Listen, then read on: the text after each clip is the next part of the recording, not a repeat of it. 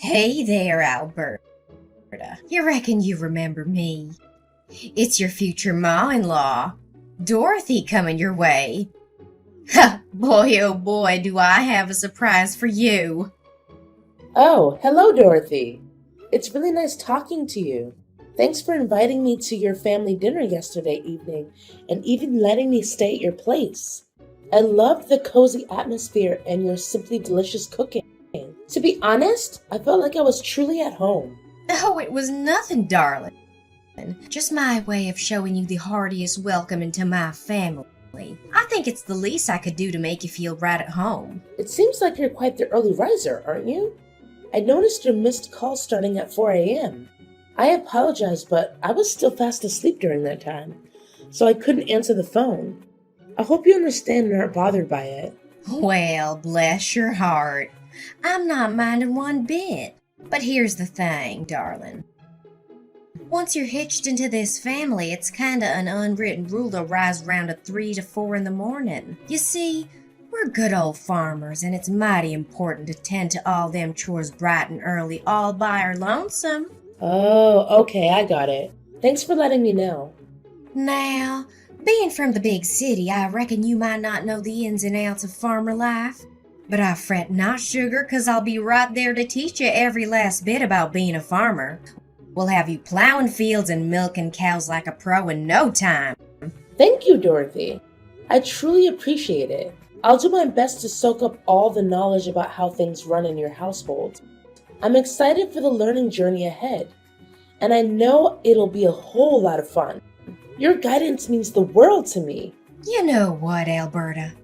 Sometimes them city folks can be downright clueless and ignorant. They go round acting all high and mighty, looking down on us hard-working farmers like what we do don't mean a lick to society.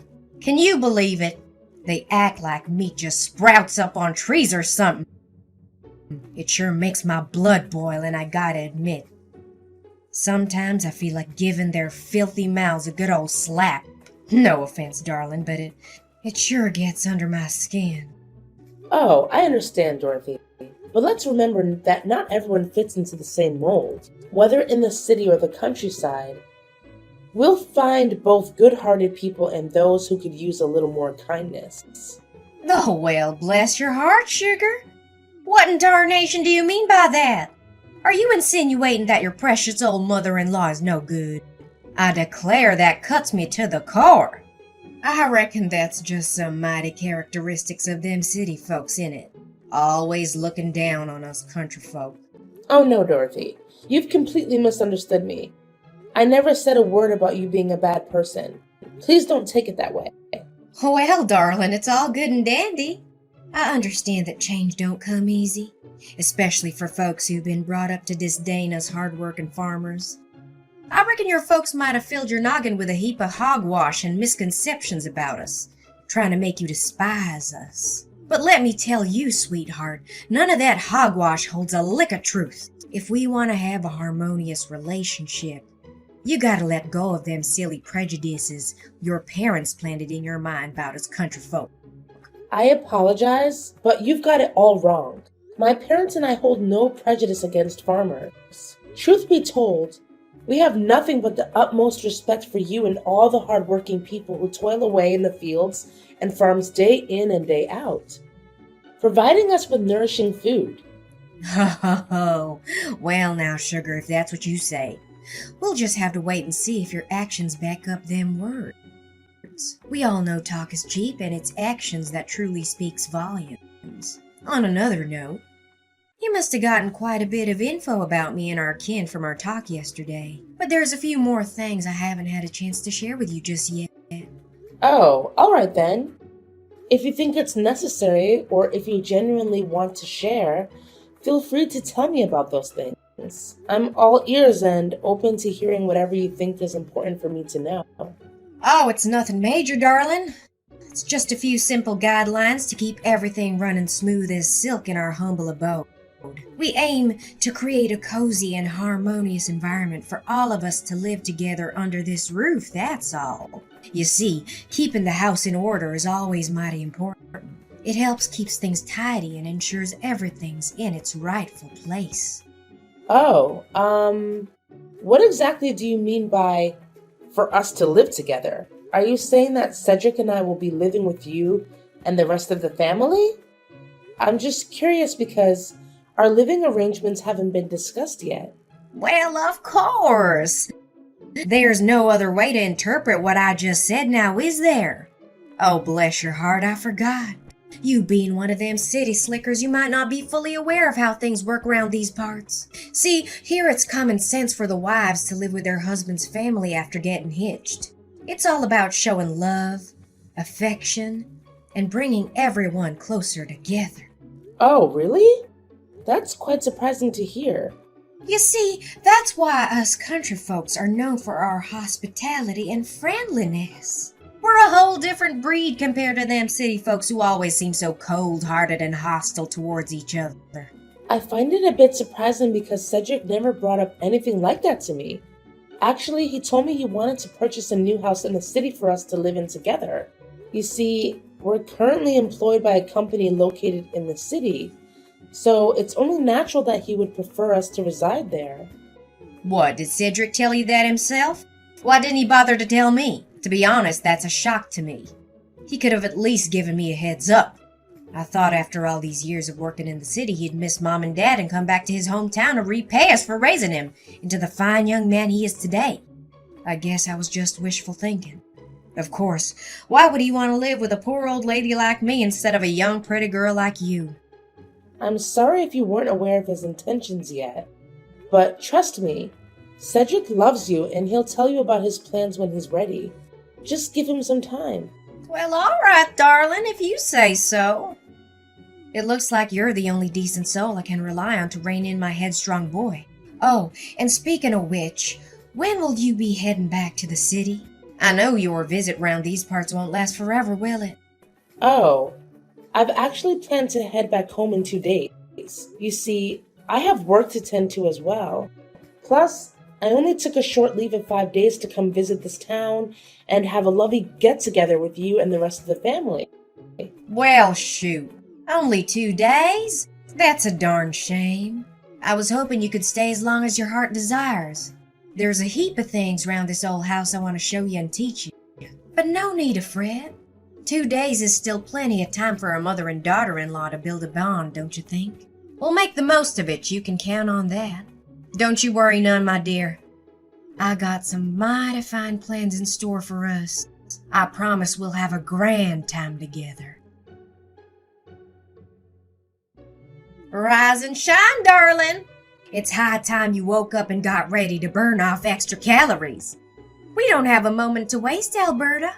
I want us to squeeze every drop of goodness out of them 2 days you're staying here. And let me tell you, I've already got it all planned out.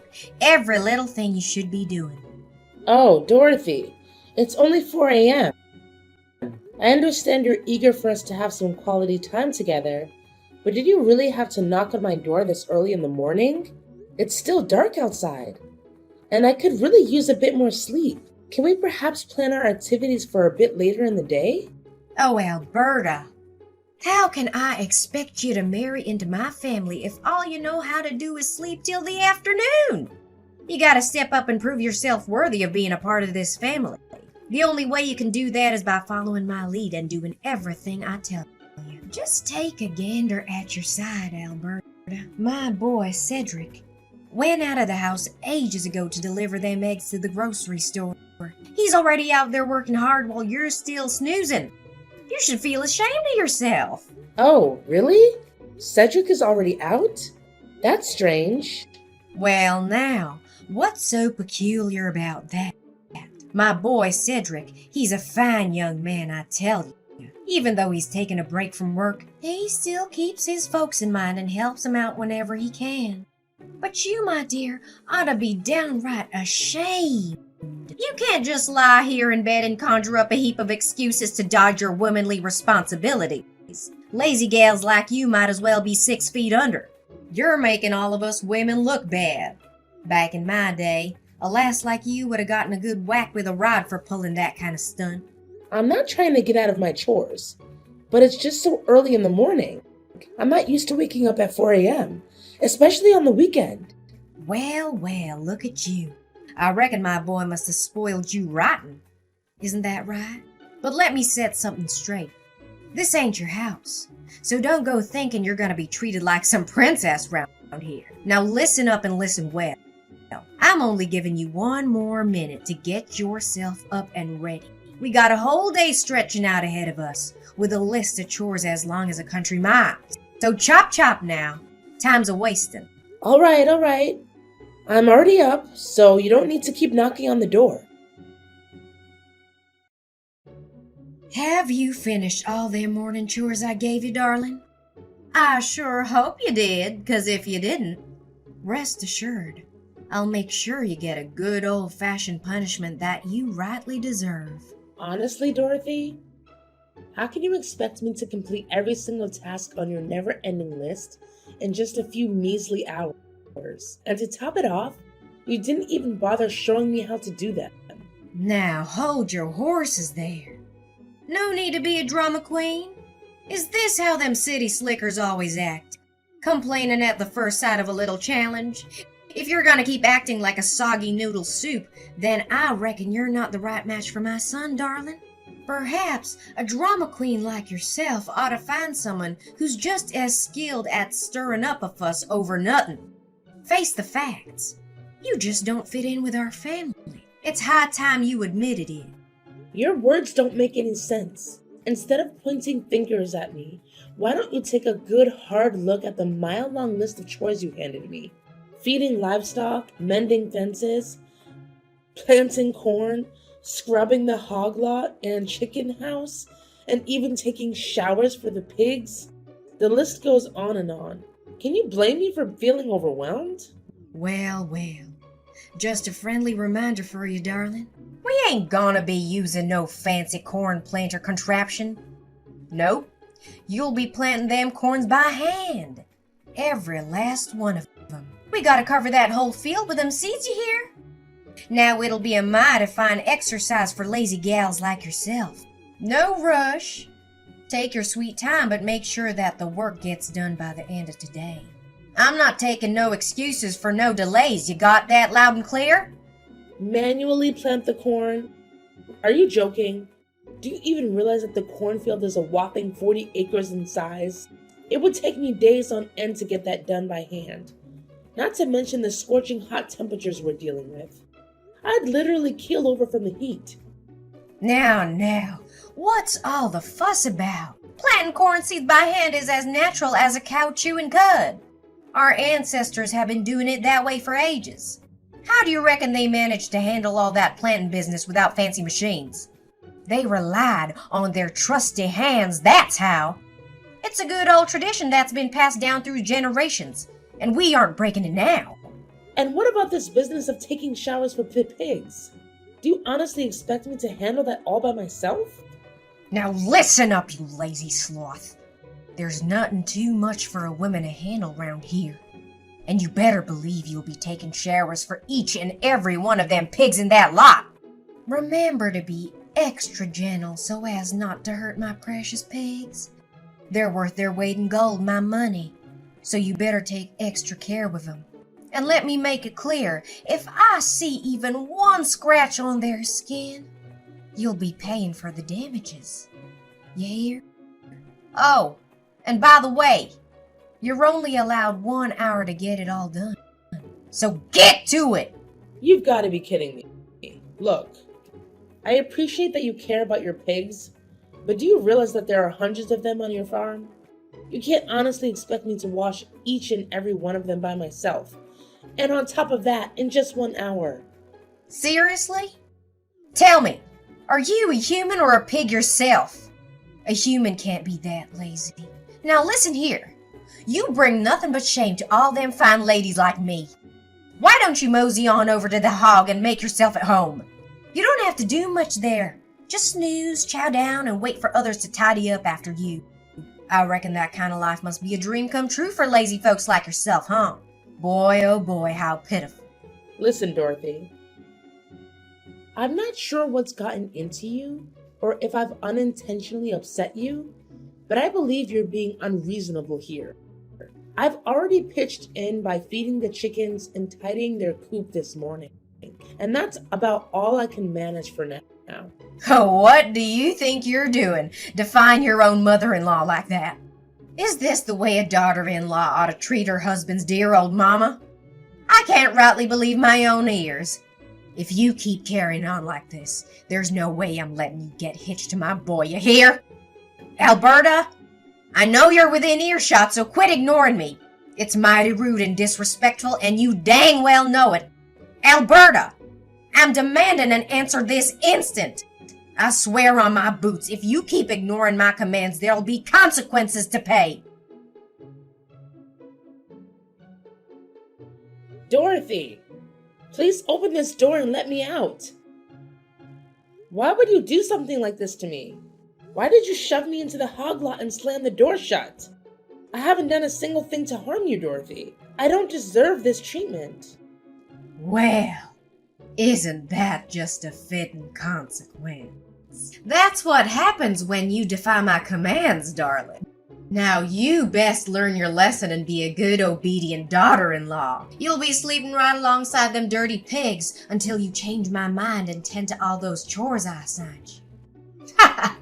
There's nobody coming to save you now. My husband and son are gone, and they won't be back anytime soon. So you better get cozy with them hogs, 'cause you're on your own, sweetheart. Dorothy, you've gone plumb crazy. I genuinely believed you were a decent person, but it's clear as day now that you harbor some deep-rooted prejudice against me. Well, isn't that just rich? Look at you, strutting round all high and mighty, acting all cocky and arrogant in my presence. Just 'cause you come from them fancy, dirty cities don't mean you're better than anyone else. I reckon you think you're some big-shot city slicker trying to lure my boy away to live in the concrete jungle with you. Well, I'll tell you right now, darling, that isn't happening. Don't you forget, I'm Cedric's mother, and he listens to me, not you. So go on and enjoy the company of them 100 of filthy pigs. Bet your whole darn body smells like manure now. Ha! Aren't you forgetting something? I happen to have my trusty phone right here with me, so I'll just give my husband a ring and tell him to come back and help me. Well, isn't that a hoot? And your wildest dreams, sweetheart? I already wrecked his phone, so there's no way you can reach him no more. Why don't you just accept your fate and embrace the pig farm? 'Cause that's where you belong, darling. You've earned it, fair and square. And if you happen to feel a growling in your belly, go ahead and help yourself to the same grub my pigs enjoy. Heard it's mighty nutritious, them pig feeds. Who knows? Maybe if you slick around long enough, you'll morph into a pig yourself. Ha! Although, truth be told, you're not far off from one as it is. Dorothy, you've gone completely off the rails. If you don't get me out of here, I swear I'm gonna call the police on you. I'm not even joking with you. Well, aren't you just a bundle of joy? If you feel so inclined, go right ahead and trot on down to the police station. But let me tell you, darling, it's a mighty long ride from there to my house. And truth be told, they wouldn't care about some petty squabble like this. It's not worth their time, I reckon. Oh, I'm just tickled pink with happiness. Can't believe my luck, seeing my revenge play out so smoothly. Every little piece fell right into place just like I planned. Now, Alberta, darling, there's no point in wailing or making a fuss. There's nobody around here to hear you. Best accept your fate and let yourself rot in that pig farm. Alberta, where are you? I stepped outside for a breath of fresh air, but what in the Sam Hill? The door to the pig farm is wide open. Did you somehow find a way to skedaddle from that place? How dare you, I say? Oh, well, would you look at that? Your dear husband and son made their way back home. And guess what? They lent me a hand and got me out of that pig farm. What? My husband and son came home? How could they? That's impossible. They spilled the beans to me. You convinced them to haul those eggs clear to some distant grocery store, and then you went and tampered with their car so they couldn't make it back. You deliberately loosened the oil nut, knowing it would wreak havoc on the engine after a while on the road. Do you even grasp the magnitude of the peril you put your own husband and son in? Luckily, they managed to reach out to a kind-hearted friend nearby who gave them a lift back home. What? I can't believe this. My plan went all to hell and back. This is just unacceptable. Everything was so perfectly planned and well thought out. How could it go wrong like that? I'm plumb flabbergasted. You've got some serious issues, Dorothy. What on earth possessed you to concoct such a twisted scheme? Is it because you harbor some hatred towards me and wanted to seek vengeance? Honestly, I haven't even done anything to you to deserve this. You hit the nail on the head. It's true, I can't stand you. I despise the fact that you hail from them big cities. Can't stand that high and mighty cocksure attitude you dish out when you talk to others. I also can't stand the fact that you roped my boy into moving to the city and shacking up with you for good. Honestly, you make my stomach turn. There isn't a single thing about you that stirs up any sympathy in me. That's downright absurd. It's not true at all what you're saying. I'm not done talking. All you're good for is whispering poisonous words in my son's ear about me, trying to turn him against his own kin. In other words, you engineered the whole thing, plotting and scheming to tear my family apart. You're the root cause of why my boy chose to abandon his family. Why on earth are you making such generalizations about people from big cities? I've never behaved in a cocky or arrogant manner, and your accusations are completely unfounded. And besides, I had nothing to do with Cedric's decision to move to the city. He's a grown man, and he can make his own decisions. In fact, he told me that he hates it when you try to dictate his life. Wait, what? Cedric can't stand me. No way. Does this mean I lost this battle? No. I flat out refuse to reckon with this reality. You best believe you need to send my boy back to me, you hear? I found him a new flawless bride who lives right around these parts, near my house and my farm. If Cedric ties the knot with that gal, he'll be settling down right here with me for good and help me with the farm work. Stop daydreaming, Dorothy. Oh, and by the way, your husband told me that what you did to him is unforgivable. That's why he decided to leave you for good. You'll be receiving divorce papers from him soon. Hold on there just a cotton-picking minute. Divorce papers? Are you plumb loco? Why in the world would my own husband want to divorce me of all things? You heard me crystal clear, and as you might expect, Cedric didn't keep it a secret either. He made it known to me that he intends to take legal action against you. Tampering with someone's vehicle and causing damage to the engine is a grave offense, and the consequences are severe. You'll find yourself behind bars for committing such a crime. What on earth are you yammering about? Prison? Are you pulling my leg right now? I haven't done anything wrong. I simply loosened the oil nut in their car just a smidge. It wasn't nothing too severe now, was it? I just wanted to keep them from making it back home. I reckon this matter ain't something that needs to be dragged out into court. It's not all that serious if you ask me. You're terribly wrong, Dorothy. As I mentioned before, tampering with someone's car is a grave offense. And mark my words, you'll face the consequences fitting for such a crime. Rest assured, the punishment won't be anything light. It will be substantial and just. No way! You're totally trying to scare me with your bluff. I'm not falling for your lame trap. Not in a million years. Seriously, it makes 0 sense that my son and husband would ever throw me behind bars. They'd have to be absolute monsters to even think about doing something like that. Nah, Dorothy. They ain't the monsters here. You're the one wearing that title. You put your own husband and son in serious danger all because you wanted revenge on me. Listen, I'm not going to waste any more of my precious time talking with you. It's your turn now to deal with all the mess you've caused. Just remember, Cedric and I are hitting the road real soon, and we ain't ever coming back. Oh, you can hide in the pig farm if you want, haha. No! This is just too much. Alberta, I'm begging you. Talk some sense into my husband and son.